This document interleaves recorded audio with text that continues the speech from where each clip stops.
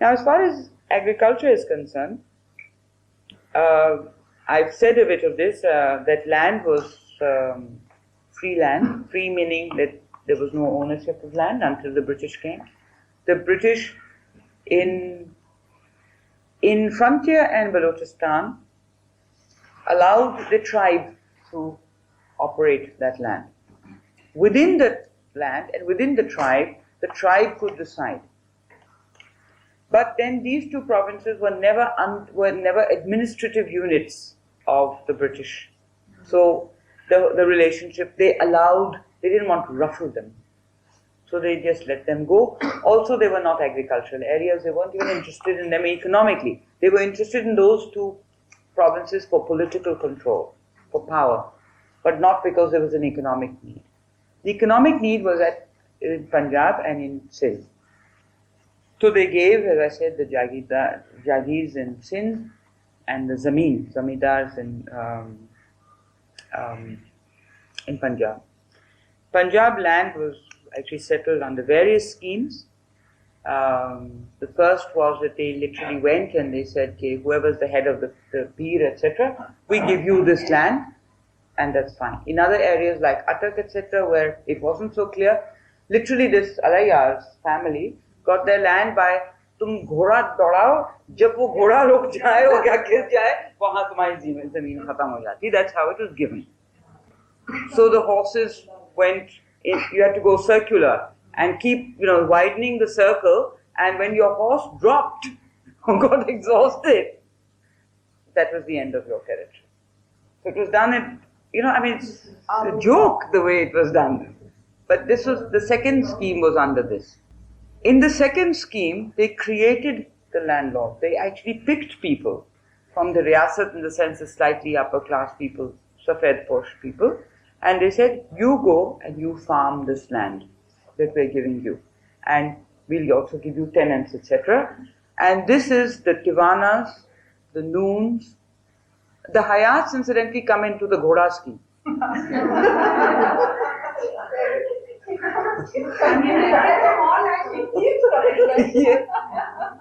मतलब ये हयात नहीं है, मगर इसकी रिश्तेदारी है, तो मैं ऐसे ही तंग करती रहती हूँ. मतलब वहाँ में जमीन ऐसी दी गई थी कि वो घोड़े दौड़ा के उन्होंने किए थे अटक में, वहाँ में, उन इलाकों में.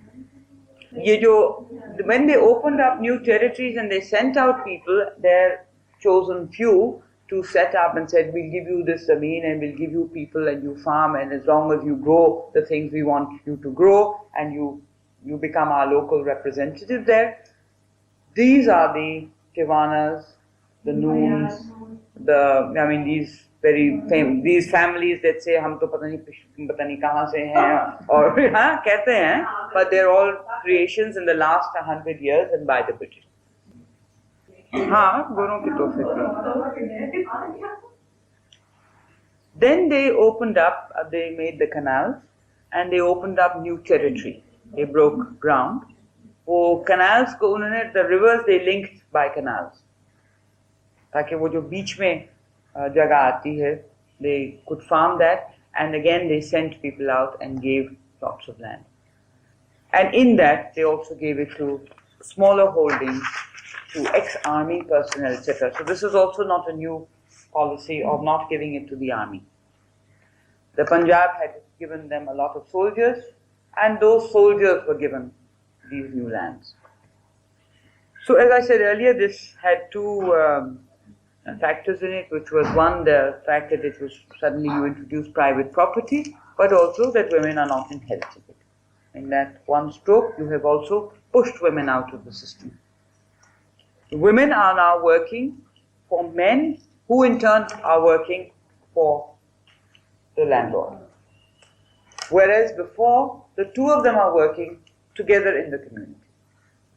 Not that the women were eating better before or eating better by the stroke of the pen, but certainly in terms of status, in terms of ideology, there is something that comes in and starts working on the psyche.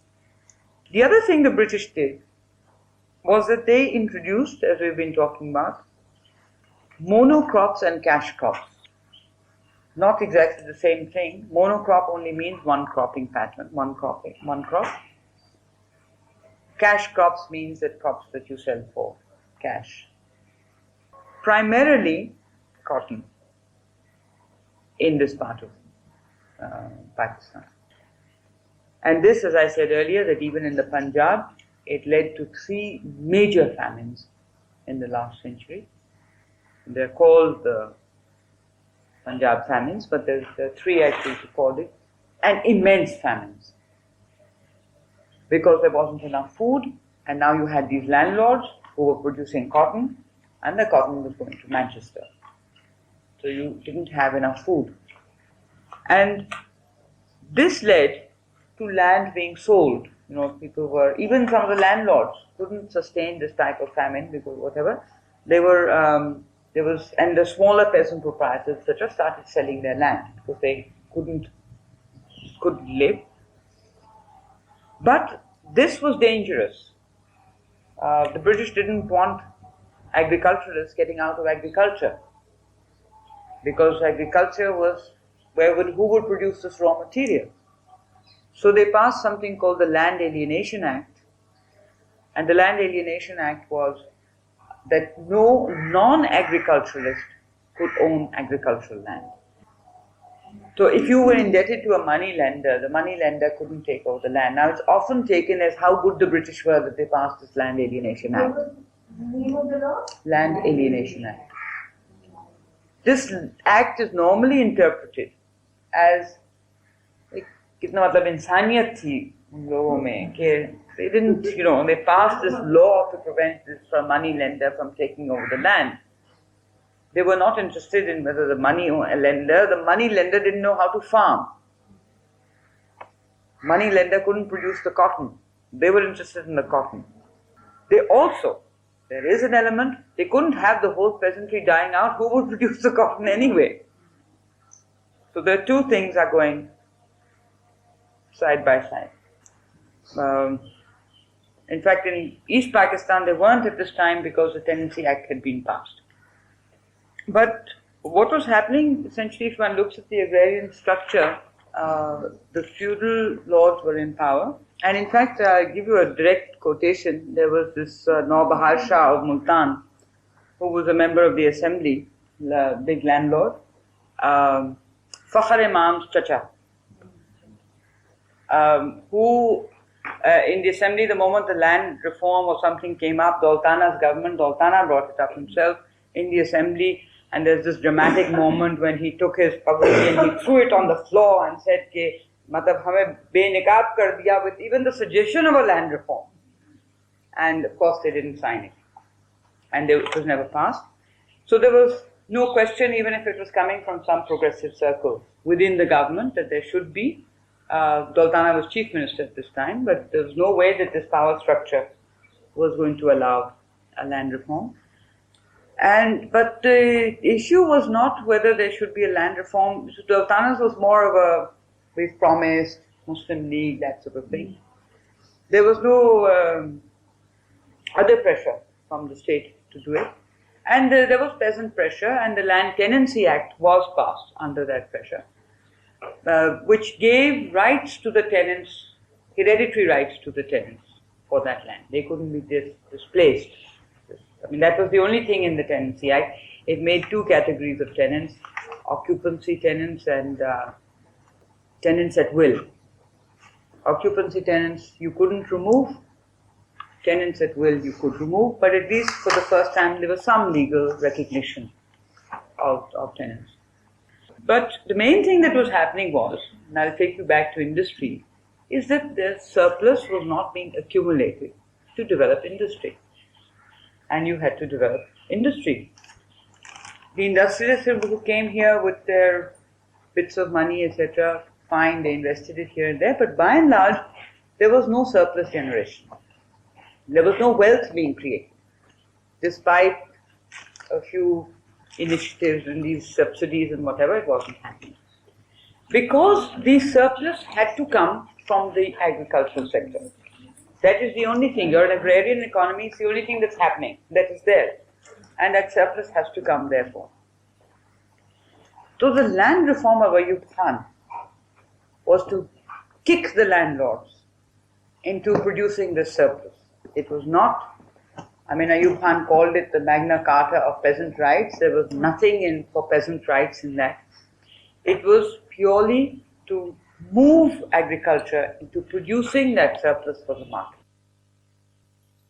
And the World Bank and the United States, particularly the United States politically, the World Bank economically, pushed all the countries that were in their web into this type of thing. One, you have to develop because your people are getting unruly, and we don't want communism coming into these countries. So you get land reforms in the 60s all over Latin America, Egypt, Pakistan, Iran, wherever the Americans are, you can see within the same 2-year period, which is no coincidence. In Latin America, Brazil, Argentina, Chile, 2 or 3 others, Egypt, Iran, Pakistan are the major ones in this area. Around exactly the same time, this is the 60s, early 60s. And then we can even question of how Ayub came and why he came and, what was that all about. But nevertheless, he took over power. And even that was no coincidence. 58 is a very crucial year when a lot is happening around the world, triggered off by the Cuban Revolution. So the land reform thing. October 58. Not October. Not October. It's early, it's March that they consolidate by that time. So it's early 58. Actually, I'm not saying that necessarily Ayub's coming in was a direct link, but I'm saying that these policies, certainly, the United States got very panicky in terms of revolutionary struggles, which was their concern. So Ayub Khan passed this land reform, and land reform did not. These land reforms not related to that emerging bourgeoisie there, because they also needed market. Well, 2 things. You see, one, they needed a surplus. Right. They needed a surplus to invest because they were going to banks to borrow. The banks had no money. Where does the surplus come about? Or it had to be agriculture itself investing. But in other words, there's no wealth. There's no money available. So the push is there definitely from, but meaning that the response is to have the land reforms, not for the peasants or for any reason like that. It was basically to develop agriculture, to produce a surplus, and to create new wealth. Because it didn't touch tenancy at all. It didn't touch tenancy, and also the land ceilings were no big deal. It was 500 acres per individual. So, it's a very large amount. So the thing, at the same time, because with the land reforms came the Green Revolution technology, the package. It was not a land reform in terms of taking land. With it came the Green Revolution package, which is seed, fertilizer, all subsidized by the state, tractors, meaning that you're taking away land, but you're giving them the tractors and the seeds and whatever at subsidized rates. So what are you doing? You're creating capitalist farming. And in fact, for mechanization, the ceiling was extended. For orchards, for livestock, the ceilings were different.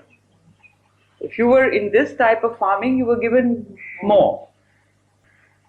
Land was controlled in 1960 by total 6% of all landowners in this country controlled 53% of the land. 6% of all landowners in the country controlled 53% of the land. 46% of this land in Punjab was with tenants, and in Sindh, tenancy, 96% of the land was with tenants. So you can see that the extent of the landlord control. 46 in Punjab and 96 in Sindh. Now there's so much land that is being farmed by tenants. So what can you, and the landlord now has this piece of land and you've given them all this tractor and whatever. So once they've got the tractor, once they've consolidated their holdings, once they've gone into seed and fertilizer, they can produce that surplus without the tenants. So you have massive eviction of people off the land. The most crucial areas being Multan, Faisalabad, Jhang, Larkana. I mean, you can see now where the development was occurred. This is where the people were displaced. Meanwhile, your industry is not developing fast enough and using enough labor. It's gone into, remember we were saying capital-intensive industry, it's not absorbing the labor. All these people, displaced tenants, are coming into the cities. This is the time of the growth of Karachi, the growth of Lahore, the growth of all the large cities. The early 60s, where people are being thrown off the land, coming to look for work, not finding the work because the factories are either not there or because they're using sophisticated and machinery and they don't need. So if you displaced 20 tenants, those 20 didn't get jobs. And it is the great push into the informal sector. People are now having to survive by doing odd things, small sales, selling their labor now and then. And at the same time, it's the growth of the cities. And so all of this is coming simultaneously and again by no coincidence. So the benefits of this land reform was not the tenants. In fact, there's 42,000 families benefited from it. In any sense of getting land, 42,000 out of the millions who were present. It's a very nominal amount. And so the main thing is that the land reforms really helped the farmers who became capitalists. It was to goad them, and to that extent it was a very successful. And you know that Punjab became the Green Revolution success story and whatever. Punjab immediately started getting involved with the Punjabi landlord and becoming a capitalist farmer and working with farm labor. Interestingly, both sides of the border of Punjab were the Green Revolution. How did land reforms help? It was more the... Two things happened with the land reforms.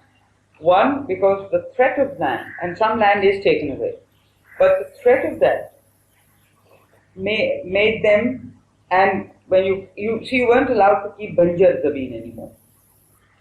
So that land was removed, and if there was any redistribution, it was on that. The other thing was that people wanted to consolidate to keep their land in one, land tended to be in fragments sometimes because families had come that way.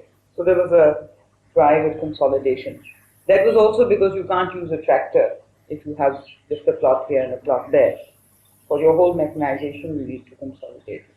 But the main thing that it did was, it created a type of, on the one hand, an insecurity that you have to locate yourself and do it. Because it had an emotional response, even though land wasn't taken over. But the first time they got a knock. But with that knock, you give this whole other package and all the incentive and the drive to produce. So the land reform created capitalist farming. It didn't redistribute the land. In fact, a lot of the land taken over that time is still with the state. It hasn't gone into anyone's hand. And if your plots are not huge, then also production per unit improves. Because if you have really 5,000 acres and you're not interested in that much, you can only do 2,000, 2,500 or whatever. So it is well known that effective production takes place. Per acre production yields are much higher if the pieces of land are not that huge. Now, none of the land redistributed went into the names of anyone. Even to the extent, and it's a very small amount, that land was given to tenants, but not an inch of it was given in the name of a woman. So again, we're continuing this pattern of men getting land. What it also did, so it created a tremendous sort of impoverishment. This is why statistically our poverty levels are also going poverty levels are going up. People are falling below this thing because where a tenant was at least farming in terms of food, at least basic necessities and good food, nutritious food, they were eating at least. Now, if you push them in a city and they don't get a job, it's a totally different. A tenant within that system of the village is not starving to death. You don't have this time. Not that I'm saying that just because people don't find people wandering the streets and dying on the streets in Pakistan, we tend to think and we tend to fall for this propaganda that we are not a poor country. But it has nothing to do with whether people are on the streets or not. Our cities have expanded horizontally. We have not had a space shortage, which other countries have had. We can go on, we take up land then from the tenants. We eat up that land, but they do move. You can go and put up your juggi or your whatever, and therefore you have a place. You don't have to sit on the sidewalk. We have not had a land problem, a shortage. And that's why, and we are not sort of caught in a certain area. And all our cities have continued to expand. And all our slum settlements are really not in the city. 10, 20 years ago, they were not part of Karachi, they were not part of Lahore. They were just settlements of people who came, didn't have a place to stay, and sat there on the land. They didn't have to go and sit on big roads.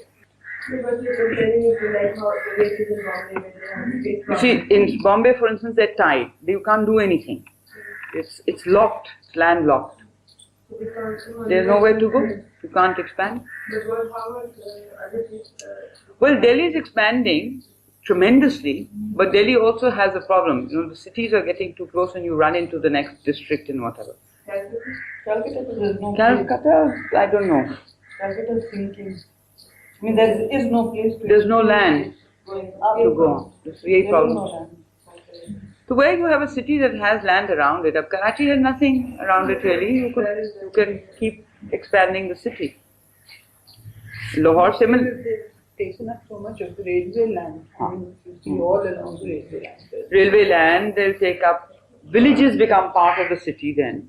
It's not that, land is, it's not that it was just lying, it was just there. You are taking somebody's land, you are taking or state land or whatever, but it's physically who is going to lie on Rig Road if you can put up your juggi somewhere or your chai eating somewhere. You're not going to lie on Rig Road. There was no need to. Plus the other thing is that because we were not an industrialized country at all, our industrial expansion was put at industrial sites which were outside our cities. So the people who came in flocked around those areas and not in your main city. They went to Kala Shah Kaku, they went to Site, they went to, these are the areas, and your Kachi Abadis are in those areas. Kachi Abadi will come, people will come where the factory is, they're not going to come to look at you, at us, or be with us. It's not because they love you that they're coming to you. They'll go there, the factories, that is the thing of keeping them out of the cities. So we don't notice it, and it's not obvious, it's not where we operate in our cities, where we are coming and going, and those are the people, we are the people who say we're not a poor country. Poor are not saying we're not a poor country. So the benefit was that, the benefit among the peasantry was also with a better peasant, a 25-acre peasant, the rich peasantry, who also either renting in or whatever, rented in the tractor, developed the farm, and produced a surplus produced for the market. Now what this did was that on the one hand it created a class division within the peasantry. So where you were organizing the peasants as one class, now you had the rich peasant who aligned themselves with the landlord and the other poor peasant who was there. So you created this differentiation within the rich and within the peasantry. As far as women are concerned, women suffered all the setbacks of this thing, and as we've seen, when they were displaced, and when they were displaced from as tenant families, the women were also displaced. In terms of when they came to the cities or, homes, all this business that people, keep applauding, the family and the home and whatever, it's purely a Western concept, this unit. Because most of our people who are working in the urban centers, their families are somewhere else and they are somewhere else. We have no family unit. This great thing that we call I mean, religion and ideology and everything goes on about this family. The family is not going to exist. In any case, what have you done to the family? Family is completely split. People in our cities, the men are hanging around in the cities or working or whatever, and their families are somewhere else. They see them once a year. हाँ, अब वहाँ भी जा रहे हैं, मगर cities में भी, I mean, your family unit is not a family unit. The way it is thought of, the way it is perceived as the ideal thing of husband and wife and children, whatever, that doesn't even exist. I mean, it doesn't exist, I'm saying, in the urban, people who've come into the urban sector. So women had suffered all this, they were thrown off, they either came to the city and had all the problems of the city, etc. The problem of the city being that parda became an issue for them for the first time. It's when they come into a non-community, non-biradri, that this type of hold starts. Plus, just physically they were more liberated in the villages because bahar kheton mein, I mean, whatever. Plus, when you go in for different types of crop and you start selling for the market, even the rich peasant, you're selling things that you would have been using in the home. Nutrition values, which we'll talk about in health, have come down immensely. Now you're selling the ghee and you're selling the milk and you're selling whatever, and that is not necessarily going into food at home, it's going into luxury spending by the men. He will buy his bicycle, he will go to a film, he will sit in the damn tea stall all day, having his cups of tea, but there's some surplus that he is spending somewhere else, and it's not coming back as food into the house. So women have this other impact. So when two things happen, either in the village everybody got displaced. The women either remained in the village without being able to work on the land the way they worked. On the one hand, they became seasonal labor, these women. The other hand, the family broke up because the men left. If they brought the women as well into the cities, then bringing the women into a different locality, into a different world, into a different house, you got stuck in this one room, kachi abadi place, with people not necessarily from your village. In fact, not. Maybe from the same area, because Punjabis and Pathans tended to stay in the same area, but not from your village. Suddenly, they're in parda. They're not allowed to go out. They're not allowed to do this, because these men he doesn't know. There's a new lot of people. So, there's that other thing. But the thing that happened with the rich peasants in the rural areas is that the moment a man makes a bit of money, it's a status symbol for him to lock up his women. Parda in the village is a sign of status. That means you are not poor enough that your wife doesn't have to work. Sahi hai na? So, the moment they made a bit of money, the first thing they do is pull their own women. They will then employ rural labor, but they'll pull their women back into the home. And it's a sign of great pride that my women don't work in the field. So they're one notch superior to the rest, but this man's wife doesn't. But the whole parda system starts in this thing in the villages. Before, it was only within the landlords of parda meaning totally secluded existence. And women, those men that got absorbed in the capitalist farming, who were employed as seasonal work or who started operating the tractors and whatever, women were not given this training. Women used to be in the same field, but nobody gave a tractor to a woman to drive. Or the moment you bring a machine in, as long as she was the one pounding the wheat with her hands, it was fine, and society accepts it and says, it's okay. The minute you bring in a machine to do that, she can't operate that machine. In fact, the softer the work, the more it goes to the men. When it was a question of doing it herself, then the women are, it's fine, and everybody says, it's okay, it's part of the culture. But you bring a grinding machine, what do they call those machines? Grinding. Chakki, mechanized machine ki chakki, then the chakki operator is not a woman. It's going to be a man. All high paying and all easy jobs. Meaning easy, the moment you bring in a machine which is easier. But when you were using a hull, although the men are the ones, except in some places, women are involved everywhere in agriculture except in plowing. The only thing they don't do is break ground. They do everything else. If they're going for throwing fertilizer by hand or the seed by hand, then nobody minds them doing it. But if you have a machine doing that, then you don't give that machine to that woman. You don't employ her to do it, you employ the man. But, machine and this thing is still, but what I'm saying is what is considered even a household thing, like wheat, which is meant to be her job, you bring in a machine on that very thing, and suddenly she can't have a relationship with it. So this just reinforced and made worse the situation of women from the psychological and the parda point of view, but also in a real economic sense, because these new jobs created by mechanized agriculture were not open to women. The same, more or less, is true of the Bhutto reforms of 72, where again not much land is distributed, and this Bhutto land reforms only gives further impetus to this whole thing. And these are landlords are the very ones who are now becoming the industrialists. They are creating the surplus. The next lot of licenses, the next lot of industries in the 60s and 70s that are put in, is a lot of these people coming in, the landed class, investing in industry, plus industrialists, but a lot of them, and they're also hedging their bets. A landlord is afraid after the Ayub land reform. So the first thing they do with their surplus is build a house in Gulbarg, in Lahore, or in Karachi over there.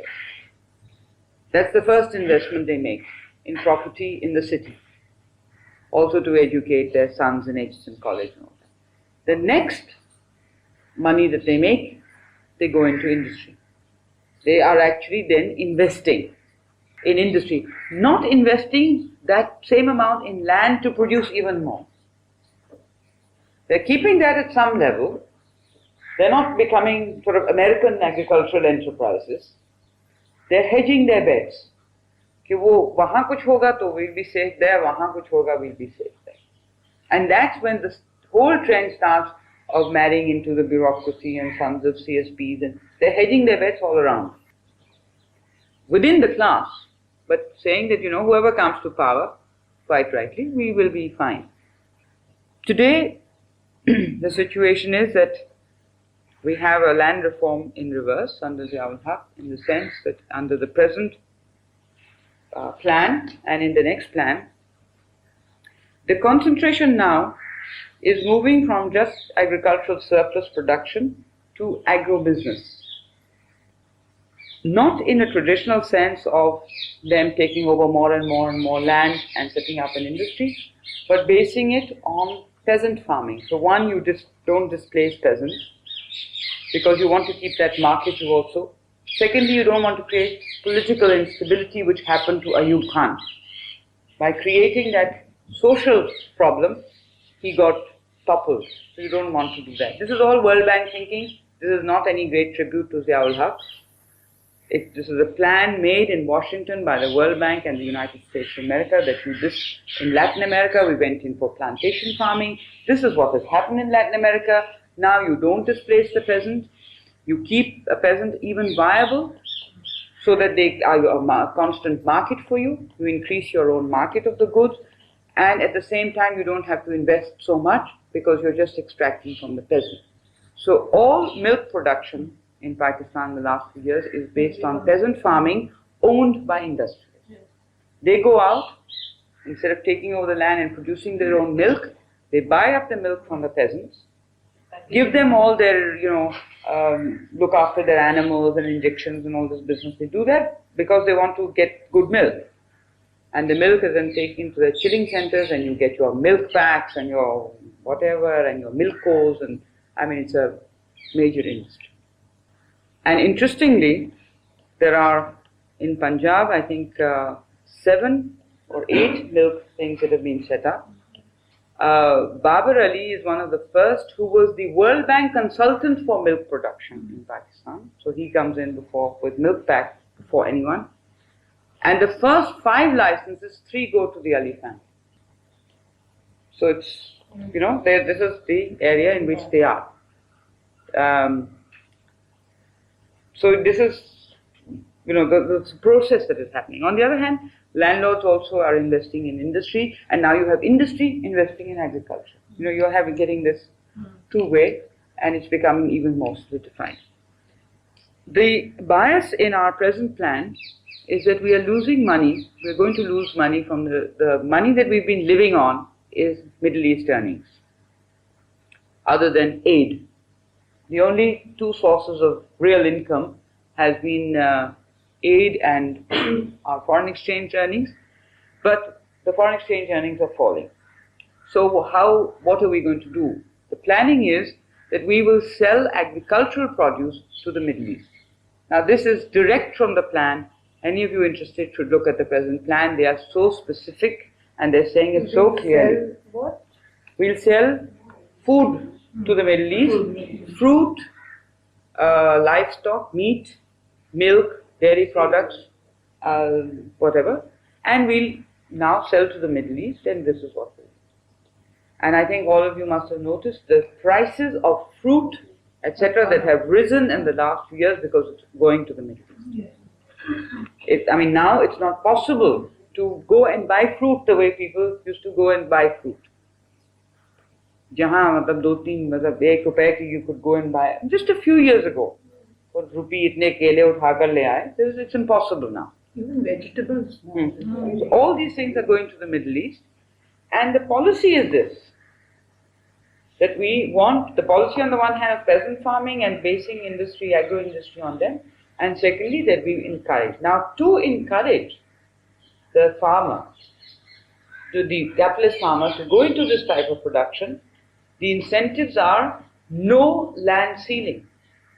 Meaning you've had this, the land reform, even what was there has been reversed, and in Sindh you can see countless state lands that have been turned over not only to our local people, to multinationals who are going into food production. What about agricultural income? I think that's the biggest thing. Right. Agricultural, no taxation on agricultural income. We've never been able to tax the agricultural sector. But they're giving the total land reform in reverse now for that same thing, that orchards and livestock thing has no ceiling. So you can give 2,000 squares, or you can have as much as you like as long as you're doing it. The incentive is there. The whole agriculture, the subsidies, no taxation, whatever. So you're encouraging them because you want to create this foreign exchange thing, and you're encouraging them to send it outside. But what is going to happen is more shift from food crops, food that we eat, wheat, into these things. So food is going to become phenomenally expensive in Pakistan. And we're seeing it. You don't notice it because on day-to-day basis, but if you compare 3 years ago and today, or from the beginning of the plan and now, the plan is finishing next year. Najma, we prepared that for that WAP newsletter. We had prepared this inflation, and especially got the figures for wheat stuff. And it's really actually this graph just But this is happening because less food that we eat is being produced, and the food that is being produced is being sent to the Middle East. And the money that comes from these foreign exchange things of how the government spends it. It is certainly not being spent on your health and your this and your that. It is being spent, I don't even have to tell you where it's spent, I think all of you know. So rural poverty has increased since 47. As I said, it's not a tangible, you don't look at it, see it. One of the ways you don't see it is partly because of space, but partly because of Landa Bazaar. Every village has a Landa Bazaar. And it has helped. But if you buy a sweater for 3 rupees, you buy, you can buy a trouser for 10 rupees. You can buy, if people had to go out and buy shalwar kameez, then you would see the poverty. But when you can go and you can buy a coat in the railway station for 10 rupees, a very smart looking coat which you can wear for 5 years, They're not going to look poor. It's not an obvious. And if there has been any visible increase, which you can see and things have happened, which Kamala just reminded me, is of course Gulf money. It's not because the capital has been accumulated here or surplus is being generated here. One man does well and several people around him do well. So and all of this has also had an impact on women, and this future policy that they have, and you'll see this coming into the next plan in great force because they're preparing it now. And it's interesting actually to look at their plan and to read it, the present 5-year plan, because they say that they are doing this because of the Middle East money. They say that they are setting up roads and all this thing of, this Junejo and Zia saying we're building roads and we want electricity and everybody. There it says they want it because they want this industry to develop. To us they say every day that look, we want you to be electrified and we want you to have water. They don't want it for any of those reasons. They want it because if there's no bijli, there's no local industry, there's no local agro-business, they're doing it for that. They're giving bijli for those purposes. They're not giving bijli because they, are loving all the Pakistanis. And that bijli, if those of you who have been to villages, when they say a village is electrified, it means a local landlord has bijli. It doesn't mean the village has bijli. You'll see this one tar coming through, and these 2 or 3 houses with the bijli in them, and because it costs 5,000 rupees even in most villages to get that connection. So nobody gets the connection. The village still doesn't have electricity. On their paper, definitely it gets electricity. Similarly, water, similarly, tube well, you can go through. But the thing, Afshan, that I was trying to say that this is a world policy, a global policy of the United States. Where were these things developed? In Mexico, by the Americans, in the Philippines, by the Americans. And Mexi Park and IRI went all over the American world, meaning where America had the thing is where not Mexi Park, Mexi. All of us adopted Mexi. Just suddenly we decided that, मैं वही आई थी कि Mexico में ये हुआ है. I mean, somebody must have got us. And IRI is the same thing. The Green Revolution and the whole thing was an American policy to encourage these sort of things. And in the Philippines, they had these new rice varieties. And the interesting thing is that is called the Institute of Rice Research. It's called IRI there. In Sindh, we call the rice IRI. We even use the name of the institute. IRI 6 and IRI 12 and IRI this and IRI that. We just, we've even taken the name. In Mexi Park, we put park along with it. But IRI we just call it IRI. So this is, but what this has done to women, all of this, it has impoverished women as it has impoverished men. Impoverished women more at nutritional and other levels, and because they could not get jobs in any of the new jobs that were created. They were marginalized, that means put aside. Actually, I'm saying this very briefly. I think Kamala is picking up some of these issues because we need to discuss what they mean. Women were marginalized, pushed out of the mainstream. And the rise, which I have said briefly, and somebody else also referred to men who go to the Middle East, men who go to the cities, men who go to the Middle East, men who go to the army, whatever, you have a rise in female-headed households. It's rise in female-headed households. That means the woman is the head of the household. And she is, to the extent that they are farming or existing or subsisting or whatever. And it's not common or normal that a man who goes out is sending tankha every month home. Sometimes even from the Middle East it will take 6 months or 4 months or it's coming in bulk. It's not a monthly thing. There are many months in which she is surviving, keeping her children on her own steam.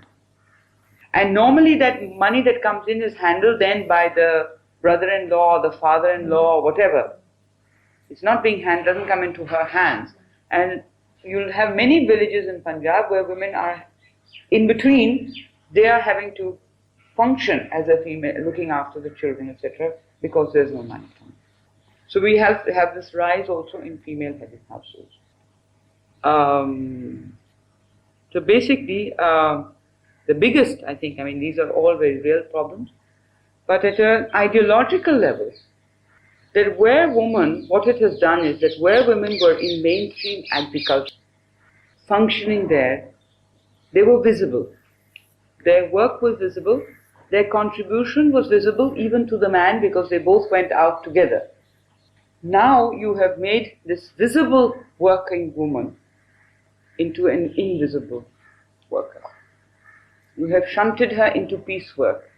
You have shunted her into sewing or in these schemes or whatever. You have shunted her back into the home. You have shunted her into seasonal work. You have moved her. And where it creates, the image then changes as far as women are concerned.